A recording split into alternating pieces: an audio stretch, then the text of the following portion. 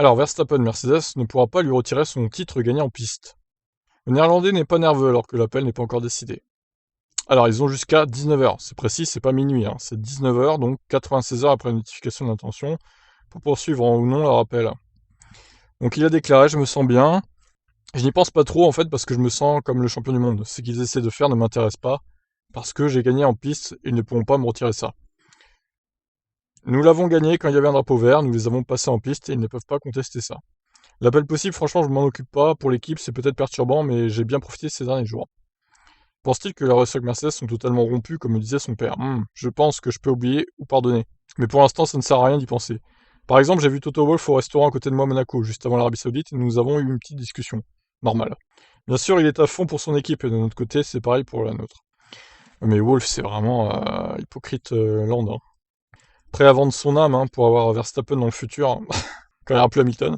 Mais après ça, il faut accepter la défaite aussi, même si je comprends qu'elle fasse très mal, puisqu'ils ont dominé la course, je pense que c'est la différence entre nos deux équipes. Il admet que la chance a été pour une fois de son côté. Les gens disent que c'est une victoire chanceuse absolument, ah bah il le reconnaît au moins, c'est bien. Mais nous avons également été très malchanceux tout au long de la saison, sinon le championnat aurait été décidé bien plus tôt, même avec la domination de Mercedes vers la fin de saison.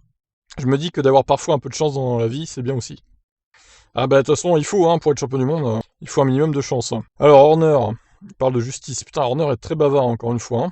Il y a de la chance sur cette dernière course, mais sur l'ensemble de la saison, c'est finalement la justice qui a été rendue. Tant de choses ont été contre Max cette année.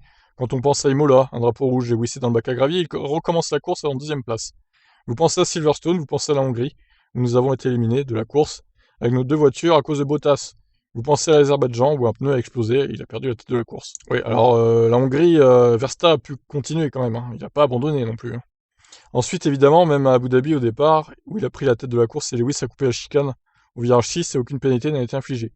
Nous avons eu le sentiment que les décisions étaient le plus souvent contre nous. Et enfin, une voiture de sécurité causée par une Williams nous a donné l'opportunité de lancer quelque chose de manière stratégique lors des 5 derniers tours et ça a payé. Enfin, le pilote Red Bull suit aussi la controverse autour des actions du directeur de course. Mazzi, qui a été fortement critiqué pour sa gestion de la course à Abu Dhabi, mais aussi pour une série de décisions incohérentes cette année, et qui est sous pression dans son rôle. La FIA a lancé une analyse hier lors du Conseil mondial. C'est un travail vraiment difficile qu'il a. Les gens disent qu'il a peut-être besoin d'aide, ouais, c'est juste. Tout le monde a besoin d'aide. J'ai aussi besoin d'aide. Michael est un gars sympa. Il fait de son mieux et c'est très injuste de commencer à lui déverser autant de haine maintenant. Ouais, ouais, encore une fois, ça aurait été l'inverse, t'aurais pas dit ça, Max. T'aurais pas dit ça.